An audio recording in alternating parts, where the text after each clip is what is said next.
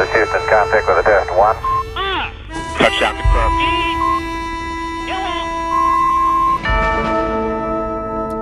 Welcome to Space Cowboys episode 12. Hi, Thijs. Hey Herbert, how's it going? It's great. Yeah. You too? Yeah, doing wonderfully, actually. Yeah, it's really great. And I love the topic that we're going to talk about today. Double stars. Well, and the life and death of stars. Life and death of stars. Oh, yeah, well. That's wonderful. And we're going to talk about that with Selma de Mink. Selma, welcome. Hi, Thijs. Hi. I'm going to do a proper introduction of you. So, associate professor at the Anton Pannekoek Institute at the University of Amsterdam. You have a fellowship, you've had a fellowship at NASA, Princeton, and the University of Bonn. And you won the MERAC prize. You got a VIDI. You have to maybe explain what a VIDI is for non-Dutch people.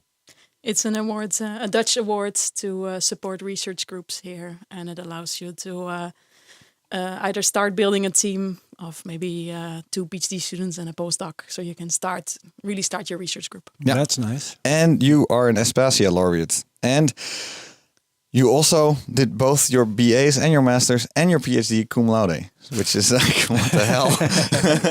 And Selma, if I understand correctly, you are now in a position where you can basically do the research that you want. You can formulate your own questions, and you're smiling ear to ear because. Well, yeah. If I'm not distracted by overload of emails and service tasks and teaching, which I really enjoy, but yes, we always want more time for teaching for research. Can I do the research I want? Usually, I'm behind on all the things that I. Yeah, exactly. Yeah. So what are your But main? yes, I get paid for working on amazing things, stars that die in a computer. So I'm a theoretical astrophysicist.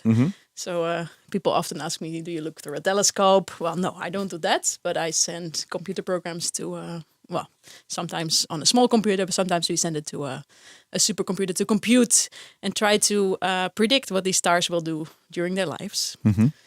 And, well, this is a pretty old field. And so this is one of the ways that we learned what the sun is likely going to do at some point. The sun now is relatively quiet. It's flaring a bit, and maybe that gives some trouble with our mobile phones once in a while. But overall, it's very, very stable. And it has been for so many years that life could actually develop on Earth. And, well, why is it so stable? That's because deep inside there's a nuclear reactor going on that's powering the sun, fusing hydrogen into helium. But one day it will run out of fuel, right? Nuclear energy is also not infinite. Yeah, when all the hydrogen is gone. When all the hydrogen in the center is gone, it needs to think of something else. And the center will consist of helium and will start to contract. And when the center of the star starts to contract, the outside will respond to that by expanding. That's something I was teaching this morning to my students in class. Why that is, you can write down the equations. It's not so easy to understand. But so we know that stars will expand and become bigger and become what we call red giants eventually. That's so our sun will become a red giant. A red giant. How big will it become? It will be so big that we are not safe here at Earth, right? It will be bigger than the Earth's orbit. So Elon Musk is right. We need to leave this place. go. We need to leave this place. Well, How much time do we have left? We have a couple of billion years left. Couple of billion. In that time, the planet formed. Life started from basically nothing to what we have now. I think we have time to evolve into something more sophisticated, or Yeah. Plenty of time to kill ourselves. with a nuclear Or to kill war ourselves or to something. leave. But I once heard there was like 1 billion before it starts to run out of hydrogen. It's a few giga-years are left, but it starts to slowly change. A giga-year is a billion years. 10 to the 9. Yeah. Okay. Yeah. Yes. In Dutch, we have different words for this, which are not mixing with the I English like the ones. word giga-year. Yeah, I like Giga that. year. Yeah. I'm always sure I do it right. So I it's think not we're going to it's not use within 1 giga-year that the sun will start expanding. It's more than that. It slowly starts to expand over the next giga-years, and maybe that's already harmful for life. Okay. I don't quite know, but the real drama is in about 4 giga-years. Okay, so we're basically halfway-ish. Yes. Concerning the Earth, we're middle As aged. far as Earth goes, As far as Earth goes, human civilization goes, we have lots of time left because we've only been there for 100,000 years or something. So. Yeah, well, human life, of course. So, okay, well, so give us some time and then we'll leave. That times 4,000, 40,000 or something and you're in the gigayear, your 4 gigayear range. Yeah. Okay, so that's fine. I don't worry about that much at a daily basis. But No. what I do worry about is stars that are way more interesting than the sun. I mean, a red giant is. Hey, no disrespect to our sun, eh? It's cool, but these stars are slow. I like stars that are at least 10 to 100 times more massive, and they can be 1,000 to 1,000,000 times brighter than the sun. And they live much shorter lives. They're very bright, so they shine at a much higher rate. Mm-hmm. And shining, that means losing energy. That also means it needs to burn much faster. And even though it has a bit more fuel because it's more massive, it's burning at such a high rate that these lives of these stars are just millions of years. Right? Really? So millions of years is very short. Can I for them. ask you a question concerning cause and effect? You tell me it shines very intensely, so it needs to burn energy. I would say it's burning energy at a high rate, and therefore it shines very intensely. No, that's a complicated one. That will be an exam question, I think. Oh, for my students, Okay, it shines because it's hot. Mm-hmm. Anything that is hot shines. Actually, we All are right. shining as well. We're shining in Infrared. Yeah, infrared. You can see this with the camera that a fireman That's would true, use. So any body that has a temperature shines. So do stars. Anything that shines loses energy, and while it loses energy, it has to respond to this, and it slowly contracts. That heats up the star, and as it happens at those temperatures, it burns. But there's the cause and effect is a very funny, curious thing. I love in this. stars. Yeah, because the star basically exists because in the middle you got nuclear fusion going on that wants to go, that creates sort of an explosion that wants to go out, but then gravity keeps it together, and that's what makes a star Life stable. of a star is one big struggle against gravity, but it shines because it's hot, and it shines so long because it has nuclear fusion. Okay. That's why it can keep shining for so long. Okay, good. And so, but you work on these supermassive stars, and so they're incredibly young. They're very massive. We use supermassive for something that we don't think exists anymore, but like 100 times more massive than the sun. Mm-hmm. And something really peculiar about these stars is that they're not alone. Okay. Meaning, if we look at our sun, it's just one star. Well, it's not really alone. There's a lot of planets going around it. And actually, Jupiter is such a big planet. If it had been a bit bigger, it would have kind of been a star. Yeah. Pretty wimpy star, but well. It's sort of a failed star, Jupiter. Jupiter is pretty far out. Massive stars, what you can imagine. So the closest planet is Mercury, right? So it's pretty close to the sun. If at the place of the sun you put a star that is 10 or 100 times more massive, typically such a star has a second one of those at roughly this place where Mercury is. Okay, that's the very distance. close. And so very then you close. get these Yeah. amazing pictures. I think, is there a Star Wars movie where you see a binary star sunset? Yeah. One of the ones we use in public talk sometimes. Yeah. Well, the question is, can you have a planet around a massive star? Probably not. You could have a planet around a binary star, probably a low mass one. But Yeah, if it's either too way. big, then it will devour anything that's It that's needs to close keep it. its distance to the pair. Yeah, the it's a planet bit more needs stable. to be Yeah. reasonably far away. could you form life there would be a different question. Oh yeah. Yeah. But what I'm interested in, if you put these stars so close together, what does it do to these stars? Do they have a normal life? If I put them separate, far apart, do they have the same life as when I put them so close together? Mm-hmm. Well, no, because we just talked about the sun, that the Yeah. sun will expand and become so big, a few hundred times bigger, Yeah. as big as the orbit of Earth. Well, imagine this very massive star becoming a few hundred times bigger, but there's a second star sitting at Mercury orbit, right? That's going to give trouble for sure. Crazy things will start to happen. Yeah. Yeah. First, before we start talking about these crazy things that can happen, so I can get a little bit of a grasp of it. So I know that Betelgeuse is a really massive star, right? And then Eta Carina is also a very big star, but that has this small little star that torments it, that goes around it, right? How can you first talk about Betelgeuse? Like, how big is that, and why is that one going supernova, and how does that compare to something like Eta Carina, which is also a gigantic star, but then has one little star Do tormenting you have it. an inner encyclopedia of stars in your head? No, but I really I always don't remember all the data, but I know a few I of the love stories. these because they're so wild. Betelgeuse is, you can see it easily. It's in Orion. It's Yeah, the top left yeah. on Orion. I know so it's, that one. Yeah, and And it's you can really see it's red, right? You It's can one really of the see it's red, shoulders. You yeah. can truly see it. Yeah, So so- that is a red supergiant. That's Yeah. even bigger than the sun will be. The sun will become a red giant. It will be a red supergiant. So Yeah, exactly. I'll give you credit for Yeah. your super duper moon. as well. exactly. and 1 second, because what I loved about them is I think because they're so, besides that they're so visible, they're also about to go supernova. So I'm sort of secretly waiting, like maybe in my lifetime. Watch in hand. Yeah, we'll. Is it exploding yet? Yeah, is it exploding yet? Exactly. So that's the reason why I sort of know about these two, because I just love them. Yeah, and you can point Betelgeuse out. Sorry. What was your question again? Well, it might So have how does a supergiant star like Betelgeuse, and to also just kind of talk about these two stars, how does one compare that does not have this tormenting little star that goes around it, and how it compares with one that does? Well, maybe Betelgeuse already ate its companion, and it's a melted version of two of them. Mm-hmm. I forgot Yeah. if Betelgeuse, some of these stars, they are moving around, and I think that was the case with Betelgeuse as well.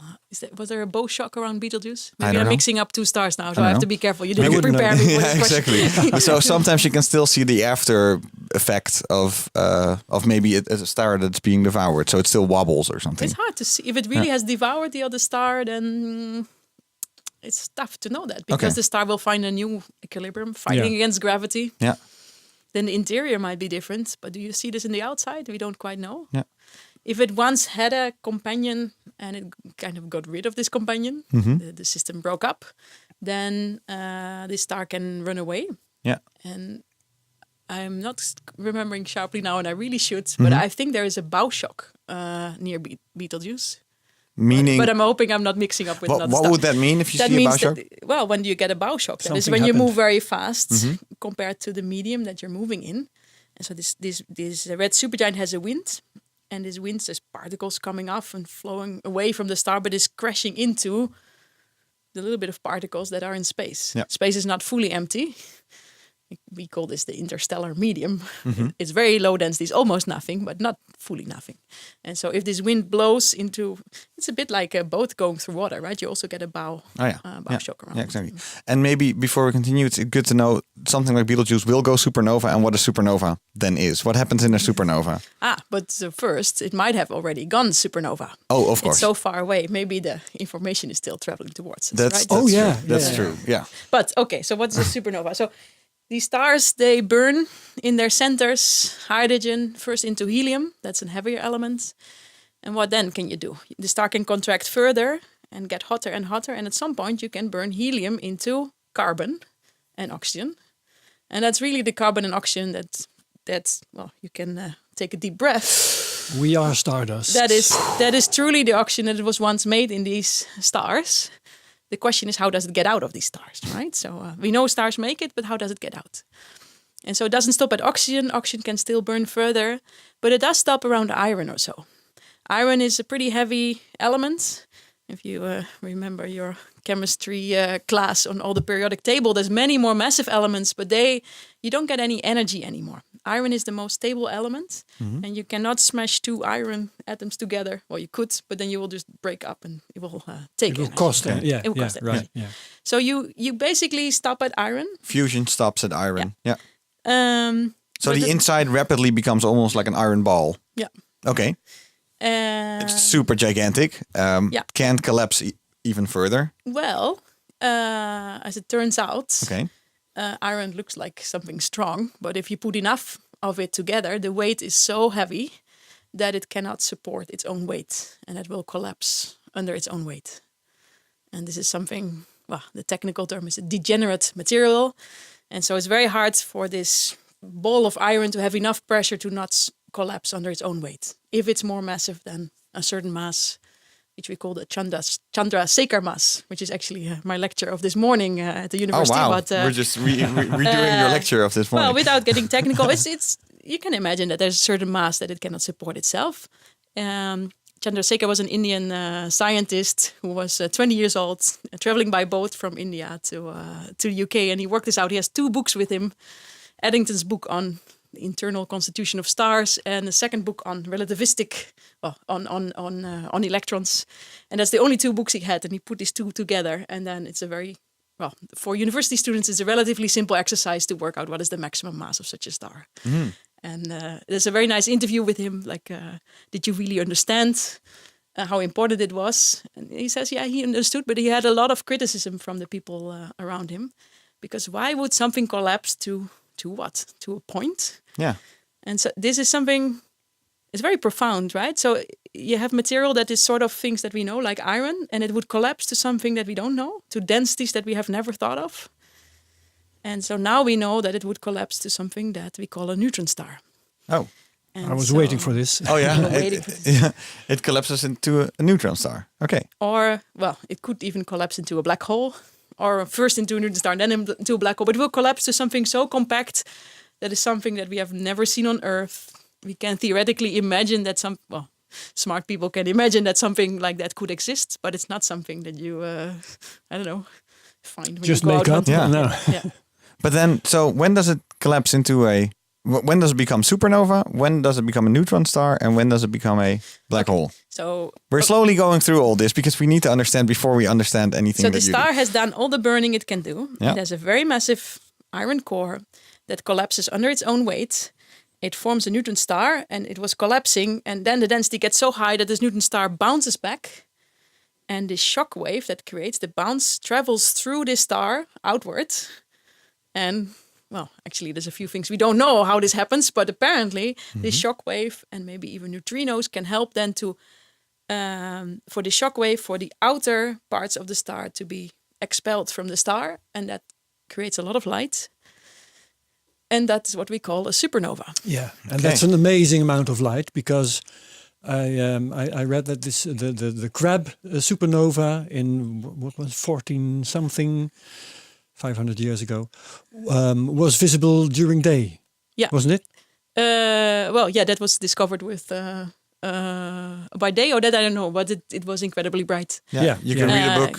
It's like a full moon. I always hear. Yeah, exactly. I don't know if you have a mental picture of what galaxies look like, but sort of, I don't know, this nice spiral the structure. spiral stuff. Yeah. When one of these stars goes supernova, it can be almost as bright as all the stars in that galaxy together. Holy crap.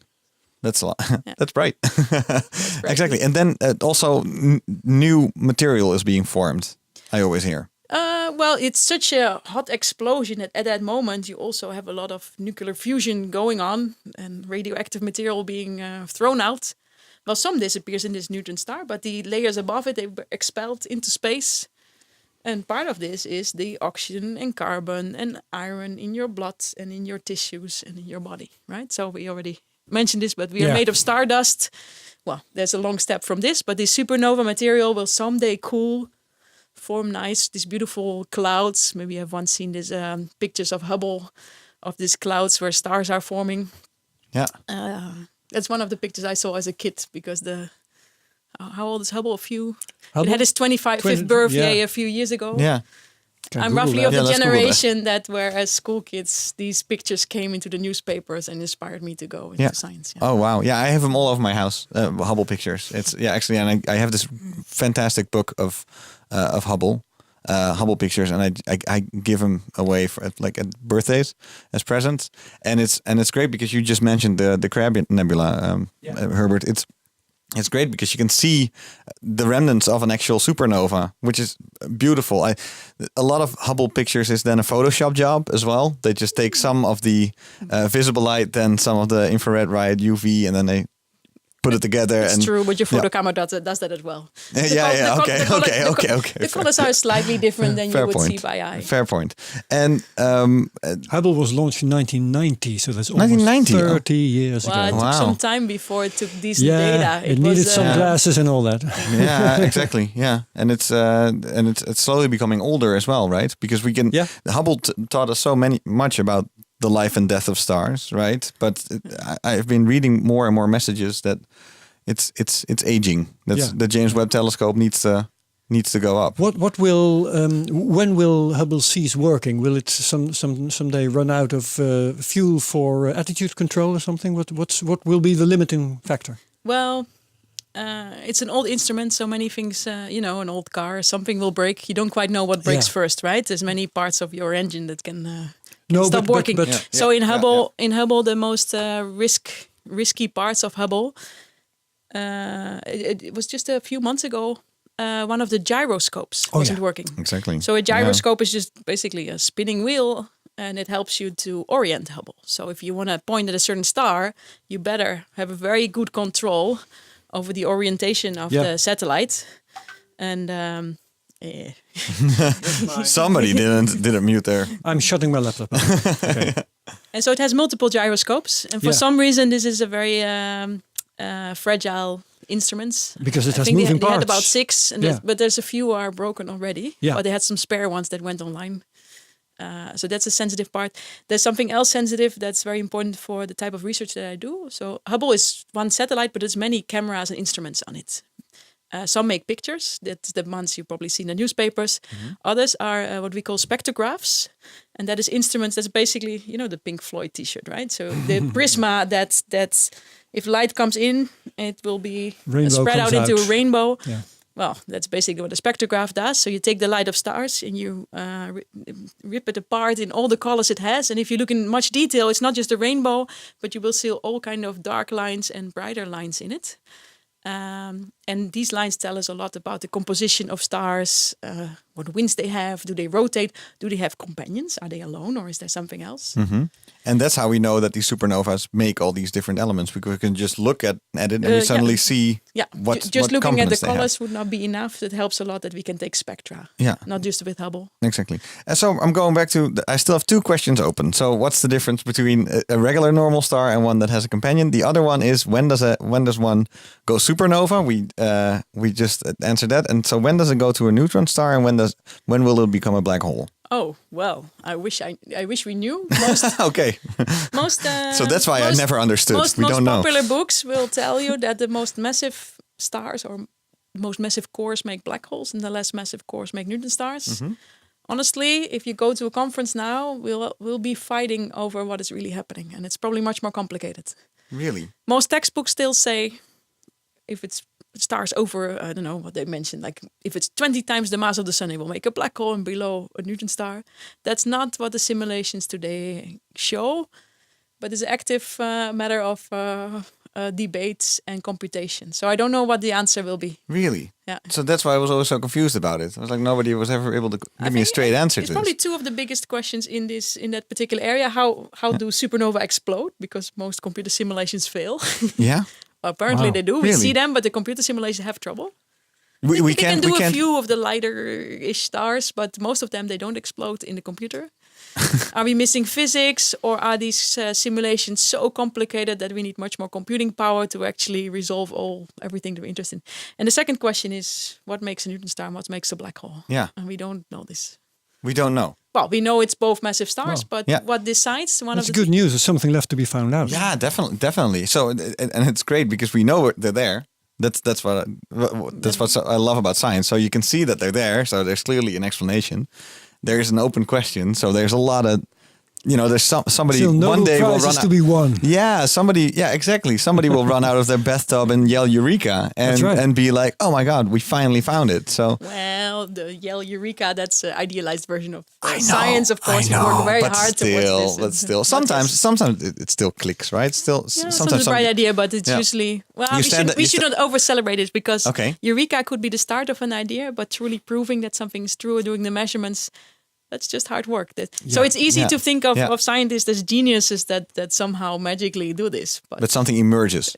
You have to concentrate on something. Exactly. Let's keep a bit of a romantic picture. Yeah, it's also romantic. But and you have large teams that gather a lot of data, and then truth emerges. That's also my point is science is not just for rare geniuses that are just born this way. If you're fascinated with this, then you should go for it. Yeah. And so, what is a neutron star? Oh, well, it looks a bit like a star. It's roughly round, but it's not made. Okay, that's the start. It's not made of the same material. The sun is made. Stars are made mostly of hydrogen and helium, and this one is made of neutrons. And it's crazy small, neutrons. right? Okay. Yeah, about 10 kilometers in size. 10 That's kilometers. Really Something crazy like- small. So It's like the size of Amsterdam. Asteroid size. yeah. So you should really think of a core of a star that is more massive than the sun. So think of the sun. Yeah. Try to compress it into something that fits in the city of Of Amsterdam. yeah. Whoa, Yeah. that is pretty dense. And so That's it's some serious compression. yeah, this is a good compression rate. And so, as its name would give away, it's just neutrons. Well, maybe some tiny things at the surface. Yeah, something else. Yeah, and these neutron stars, that's not So my where have field. the protons? but Where have the protons and electrons gone? oh, the electrons were Expelled during the. no, the electrons and the protons were pressed together to make neutrons. But there's a That's how colleague of that mine you works. should invite to talk about Yeah, what happens no, okay, inside. okay, You can talk okay. about nuclear pasta Okay. and things. And then a black hole. People. Black hole Okay. is Yeah. if a neutron star is too massive. Yeah. So either the core of the star is so massive that directly it falls into a black hole, or there's first a neutron star and then this neutron star is too massive. So we think that if you can at maximum make a neutron star of about, certainly not more than 3 times the mass of the sun. Okay. The most massive one we have seen is about 2 times the mass of the sun. And so we're fighting still where's the real maximum. Above 3 times the mass of the sun, there's a theoretical limit that we're all agreeing with. And below that, people are really trying to find. You still have a chance. Okay. Wow. Well, we can really learn something about the theory if you find neutron stars there. Wow. Okay. So we got a lot of ground covered here. So Whoa. I'm happy. My understanding has gigantically happy. bigger. Before. Yeah, I'm super happy. Like I'm finally have someone to ask all these questions to. It's great.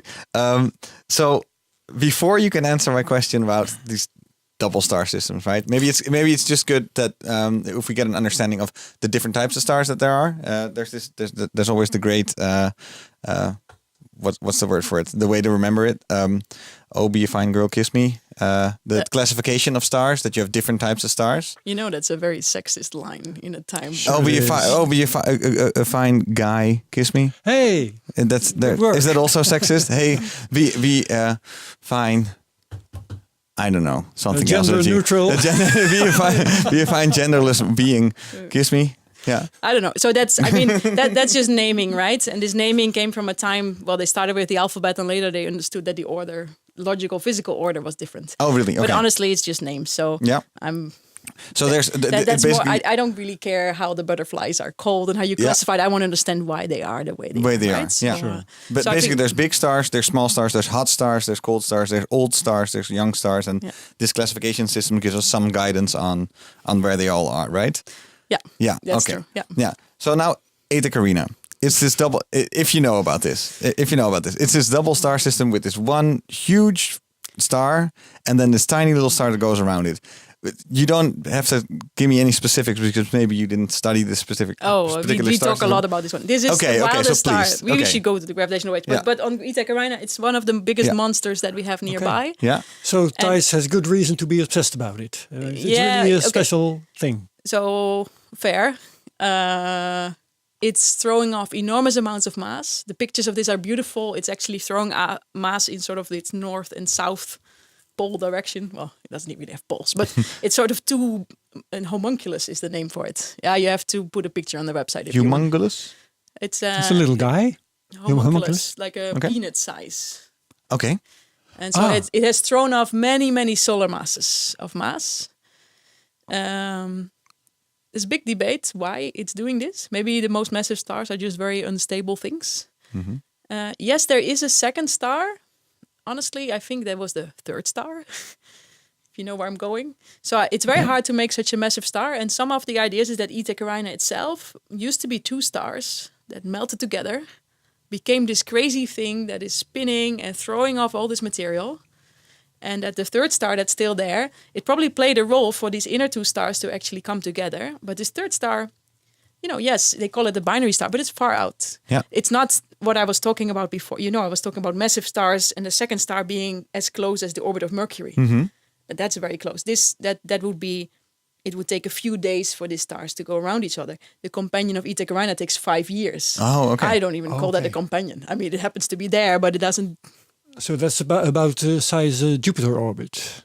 Well, the masses are different, so my Kepler's Okay. law is not as good to do this, but it's relatively far. Yeah. So you study binary star systems. What I actually love is that if you go to the Wikipedia page of a binary star, the first animation you see over there is an animation that comes from your research. Oh, really? I'm really flattered. It's this one, right? This is the one.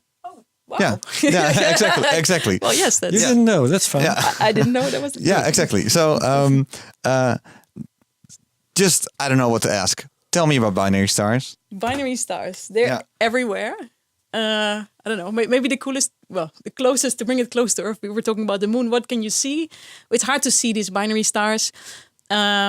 But if you want to find one, most people can find the. I don't know many of the signs in the stars, but I can find the Big Dipper, right? Anyone can. And so it's the pen and the handle. And the handle is 3 stars, right? And the pen is 4 stars. So the middle of the 3 in the handle, if you look very carefully, it's not 1 star, but it's actually 2. And it used to.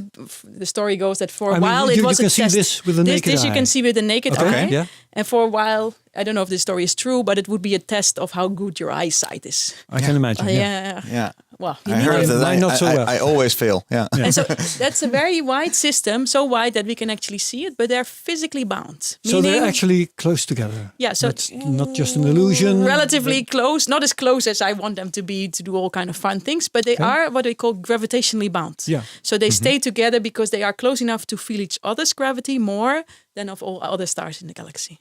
And so later with telescopes, people zoomed in, and so I didn't prepare this either, so I haven't looked this up. But both of these stars, I think one is actually a binary star itself.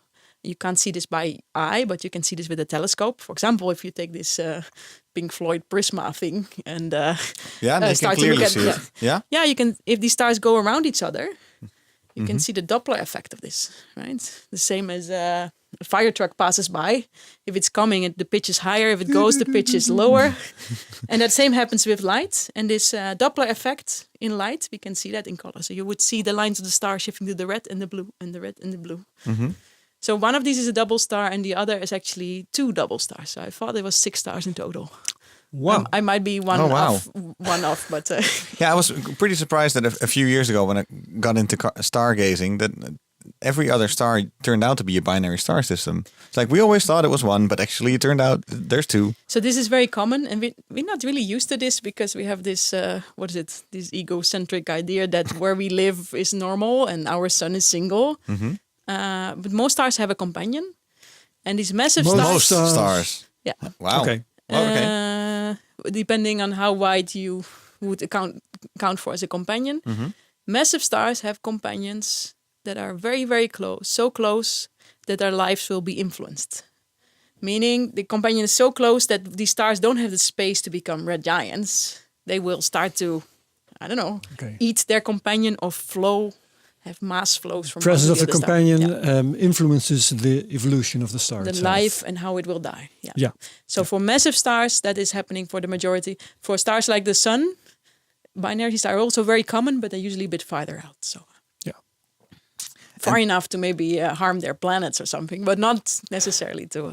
And so how do they behave, these binary star systems? Well, they turn around each other for a long time.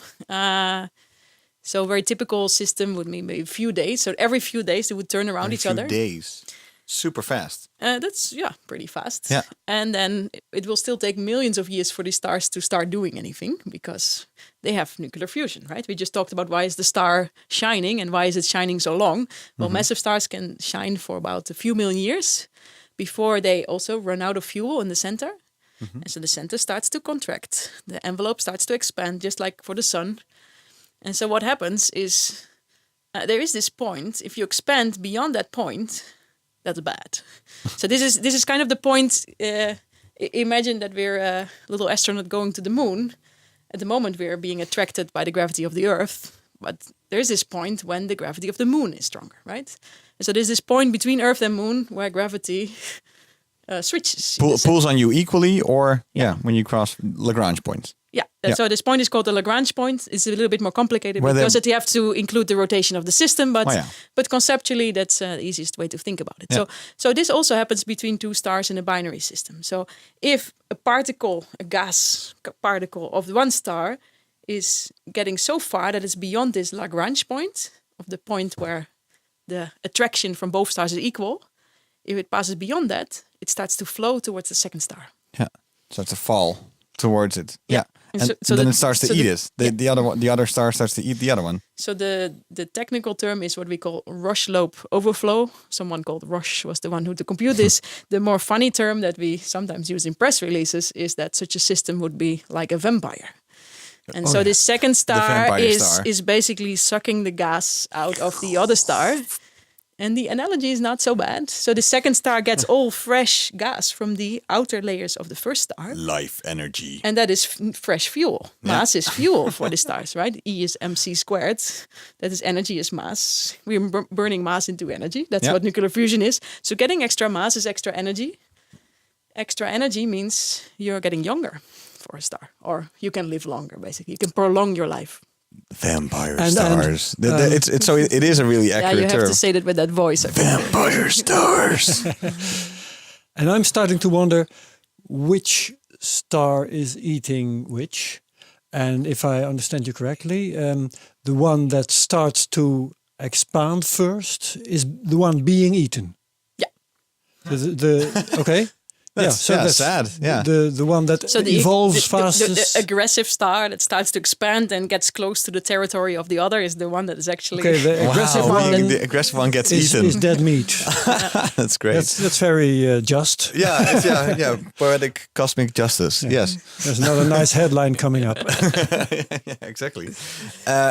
And so then what happens? Well, at a certain point, I can imagine that... what I find interesting is that you sometimes already know that, like, well, I think it's actually the third star instead of the second star. So it seems like a lot of these binary star systems might have actually been 3 or maybe even 4 stars all eating each other, and now there's like 2 left. And then eventually, how will this continue? Will they then become one, or what are the next steps? It depends on how far were these stars apart. Mm-hmm. If they're further apart, it takes longer. The stars are a bit older by the time they start to bother each other. It also depends on the ratio in masses. If one is much more massive than the other one, there's a much bigger difference between the 2 stars. And this is actually also open questions. That's really something we work on in my research group. Okay. And so we're trying to understand, but to simplify it, maybe one of 2 things can happen. Either you start to flow mass to the other star and it is unstable, and a runaway process will start and it will engulf the other star and basically eat it. And the 2 stars will merge into one. So either you merge. The second is, and I showed you a little movie of this, and that's the one I think is on the Wikipedia That's on site. Wikipedia, so we'll go to Wikipedia for binary star. That's the better outcome. It's this couple. So this very massive, aggressive star, if you want, is giving its envelope to the second star. But what is left is the core of this star. And so the core of the star will keep turning circles or orbits around its because companion. it's back inside this dangerous limit. Yeah. Where beyond which it will be eaten, but it retreats because it's sucked empty. Sucked Yeah, dry. the only thing that is left is the center of the star, which has Yeah. been burned into helium, and helium is much more compact than hydrogen, and so. But doesn't that burn itself up then as well? Yes, in the center, this star will keep burning, Yeah. depending a bit on its mass. But Yeah. and helium will. Well, we talked about this. It will go into carbon, Yeah. go into oxygen, and so someday into iron. Into too much iron, it will collapse. Supernova. And will blast the now younger star out of existence. No, I think they usually. It It sounds very dramatic, right? A last if you're punch. 2 stars close together and one explodes. sounds. Computer simulations. Honestly, we have to see what nature does. But computer simulations say that is not so dramatic for these stars. You can blow off a little bit of the material. Only when you happen to have them super, super close at this moment, it can be dramatic. But this star is relatively okay for this blast to pass by. But it forms a neutron star. This is the one that dies. And this neutron star is not going to sit still. Mm-hmm. Usually this explosion is a bit asymmetric. And so a bit of the material is thrown to the left. And so what this neutron star has to do is going to the right. right? This is Newton's law. If you throw material to one side, you have to respond. That's how rockets work, right? And so that also happens in a supernova explosion. So these neutron stars are born with what we call, even in scientific terms, a kick. Just like a kicking a ball. Or a birth kick. Okay. And so they are born with high speeds. And so, I think there was a NASA release also this week on a speeding neutron star violating all universe traffic violations. No, it wasn't. It was still below the speed of light, but these things go fast. Yeah. And so where do gravitational waves then come in? Because you have what I understood from when they were discovered, gravitational waves, or detected, let's call it that. It was also about binary black holes, I believe, going around each other and then causing these ripples in space-time. If a neutron star goes around a massive star, is it already creating these gravitational waves, or is it only black holes that do it? Any object that turns around another object is emitting gravitational waves. Just I wouldn't propose we do ones. this, but if we would hold hands and start spinning like we were in kindergarten, then we would also emit gravitational waves. Just so little, really, so little that's not what we measure, right? Not detectable. But still, I can do it. So I can make my own gravitational Anything waves. rotating that Do has it an yourself. asymmetry does emit some gravitational waves. Yeah, and Earth and Moon do it also. Yeah, but it's so little. Let's not talk about that because Yeah. we'll confuse everyone. So when can we detect this? It's so hard to detect. Yeah. But you need very, very strong gravitational waves. And that happens if two things rotate around each other that are very massive, like neutron stars, And do it or fast. preferably black holes, and do it incredibly fast. How can you be fast? Well, then you have to be very close, right? It's Kepler's law. The planets closer to the sun rotate faster around the sun. And the same holds if you put them closer and closer. Well, normal stars, we can't put them infinitely close because normal stars don't fit if you put them too close. But black holes, it's black holes, whatever black holes may be, but you can put them extremely close. And so they can rotate around each other. And the last turn before they merge, they almost go with a fraction of the speed of light when they collide. So if you want to do the kindergarten dance, and we would be as massive as 10 suns, and then we would go with the speed of light, then there's a chance that LIGO will detect what we're doing. Exactly. And so you study these, and what do you want to know about them? What are your I'll big tell you questions? what I want to know. Oh, okay. Herbert, yes, please. What do you want to know? We talk about this whole life and death of stars. How much time passes between the beginning and the end of the story? For massive stars, not much for astronomers, meaning a few million of years. Okay, yeah. I mean, that's a lot for humans, but for stars, that is little. And that's the shortest time span. That is the time relevant. from having a star to an explosion. Yeah. But an explosion will give you one neutron star or one black hole. So now we still have to wait. Let's say they're lucky enough to be in a binary system. We still have to wait for this other star to die and explode. And we talked about these kicks, right? We need this neutron star not to speed away from the other star. We need to stay close. And so roughly, 1 out of 1,000 massive stars manages to have this. It's like a stellar marriage, right? Do these stars stay together? Something dramatic happens, one of these stars will take off and fly away, and they basically divorce. But in 1 out of 1,000 cases or so, this neutron star or black hole will stay close to the neutron star or black hole of the other star. They will start spinning around, and then we have to wait, because the only way for these black holes or neutron stars to come closer together is because they already emit a bit of gravitational waves, not much, but the closer they get, the stronger the gravitational waves are that they emit. And that takes away energy. That takes away energy. Come on, Yeah. it takes energy to shake space-time, right? So, and that has to come from Sure, somewhere. yeah. And so this will slowly spiral in, and slowly we go from millions of years for the stellar life to death, and then billions of years from having two neutron stars to actually spiral in. Actually, it could be much longer, but if it's much longer than billions of years, well, that's the age of our universe, right? So if it's much longer than that, maybe some way future generation can see the gravitational wave, but not us. Wow. That answers my question. What Yeah. kind of time scales are we Yeah. talking? Yeah. So So my question is, yeah. considering your research that's not now open-ended, you can ask try to dive into any question that you can ask. What are your questions? So there's so many questions. Yeah, I know.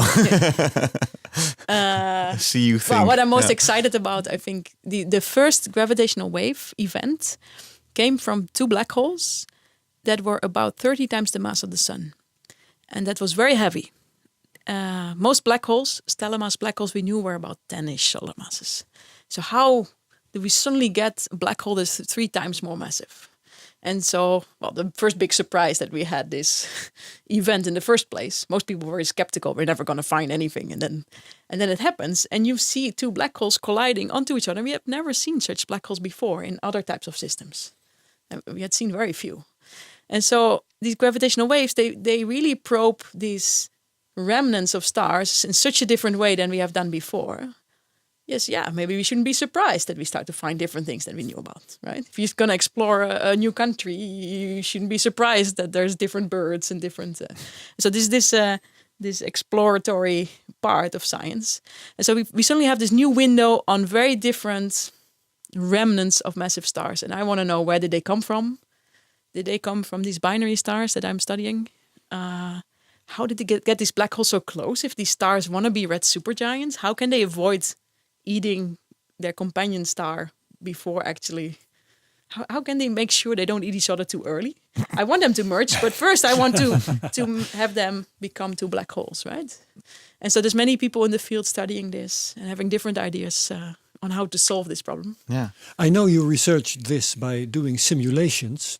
So now that you're telling us this, and I'm trying to picture this, you doing simulations, it starts to sound like a computer game.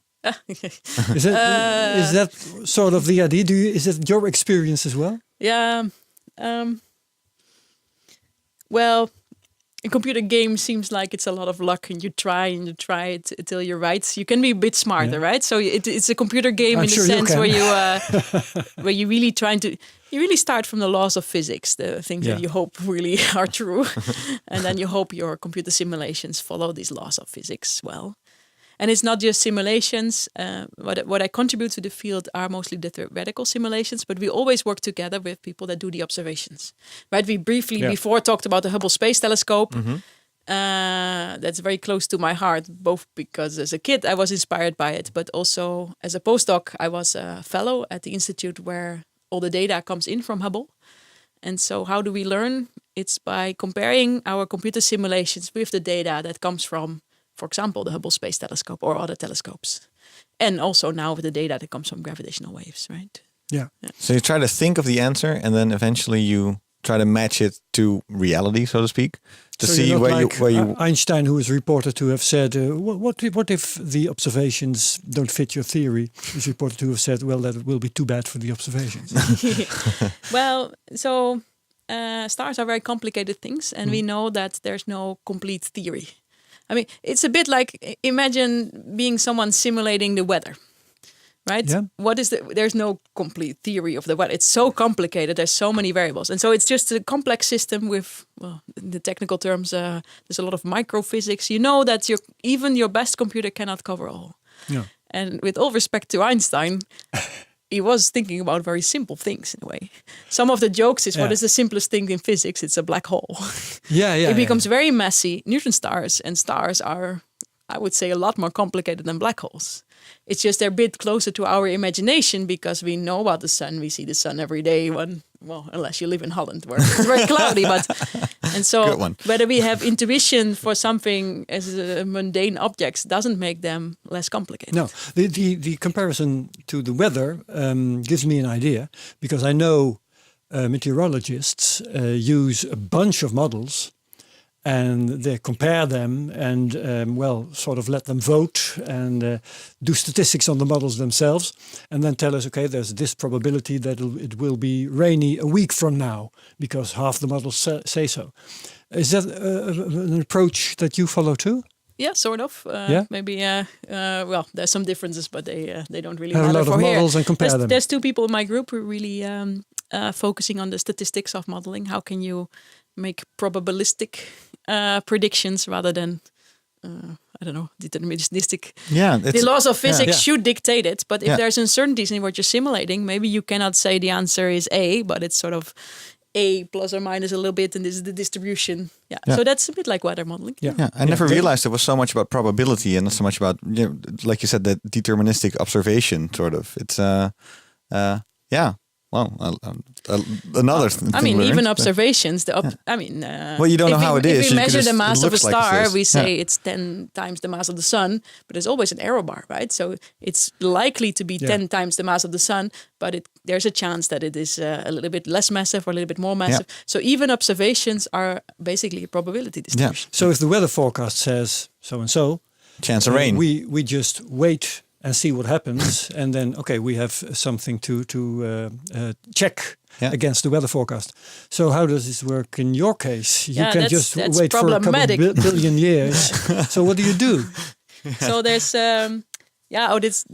So the time scales in astronomy are usually too long.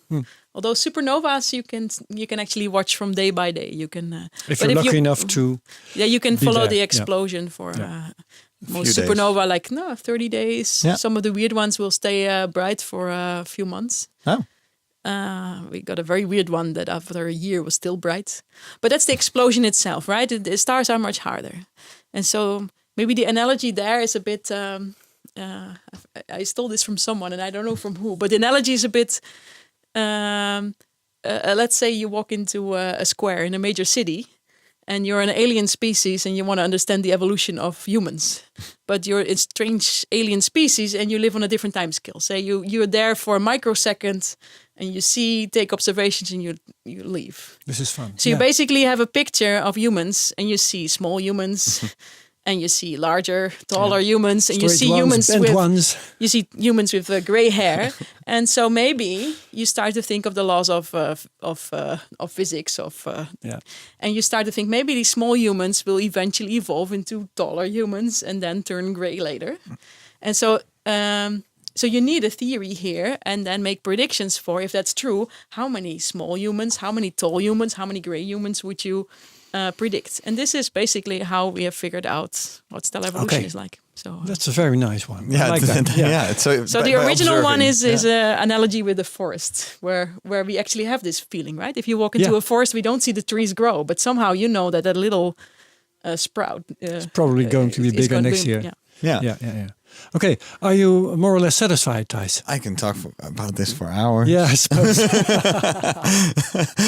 Selma, is there we have anything an hour's worth of podcast now. Yeah, exactly. We can continue. But I have a question about and then after that we'll round up. Unless you have things to say. Well, maybe. Sorry. Yeah, about the instruments that you use. Is it so? Because at the beginning of this podcast, I talked a little bit about something like WFIRST maybe being postponed or even, God forbid, cancelled. Which ones do you use, and how is that going? What's important for you? Which ones? Stars have such diverse lives and go through so many stages that there's many different types of telescopes that are interesting for me. WFIRST can do a few things, but not the main. LIGO is very exciting for me. Yeah, maybe that's a nice way to end this. So LIGO is the gravitational wave detector that found these ripples in space-time of two merging black holes. And so any moment now, it's switching on again. It was in a sort of a commission, what is the word for it? Not repair mode. They try to improve the instruments. Yeah. And so they're coming back online. I guess they're already taking some data, but any day now. And so they will take data for about a couple of months to a year. And so the hope is that we find another Newton star merging, maybe a few dozen more binary black holes. And hopefully we actually hope that we find a Newton star and a black hole merging. And so this will happen over the coming months. And so the most exciting things of this will certainly still hit the press. And that's something to watch out for. And think, if you hear that, it's not just ripples in space-time. There was at least two supernova before this. Right? So, exactly. For this, I hope we can welcome you back sometime. Yeah. To come talk about what they found out, if you'd like to. So, thank you so much, Selma. This was great. This is and so many questions that I had were answered finally, and especially if it turns out that so many of the questions I have we simply don't have the answer to. That's also in a way very satisfying. It's like, it's not my own ignorance. It's just it's human ignorance. About all these things left to discover. Yeah. So good luck with your research. Thanks a lot. In the coming years. Yeah. Selma de Mink. Yeah. Thank you very much. Herbert, thank you so much. Yeah, well, it's been fun. Yeah, this was really fun. Who are you going to talk to next week? Good question. I don't think my laptop will be... we will have... no, I thought I knew it, and I don't... We'll cut this out, because I have it here somewhere. It will be Michel van Baal. Michel van Baal. Technical University Delft, and we're going to talk about PR in space. PR in space. Yes. Michel is a fun guy. Yeah. He's a space engineer, first of all, and he works as the PR person of the Technical University. So he has a foot in both camps, so to speak. Yeah. And so he can comment on the super wolf blood worm moon. Yeah. He knows all about that. We went full circle on that story as well. And, great. Well, spaceflight is a very PR sensitive business. Mm-hmm. You know that. Because things can explode? No, because budgets are very sensitive to publicity and stuff. Publicity, image, so that's why space big shots can be very itchy when journalists ask critical questions. I've had some experience in that field. Oh yeah, yeah, and we'll be and we're on gonna the put other the hand, fire to his feet. On the other hand, I think he can tell us some inside stories. But then again, I can do that too. But on the other hand, I was going to say ESA and NASA, of course, are very generous when it comes to publishing results. I mean, all photographic material, it's all available free of rights and stuff. So on the one hand, they give away a lot of information. On the other hand, they can be very difficult when the information that you want to have as a journalist is not the information they want to supply. Okay. Right. Well, so all about that next week. Can be very interesting. Yeah. Okay. Thank you so much. This Thank has you, Herbert. been Space Cowboys episode 12. Yeah. On to Thanks 13. everybody, and we'll see you back next week. Yeah. Bye-bye. Bye. For the test 1.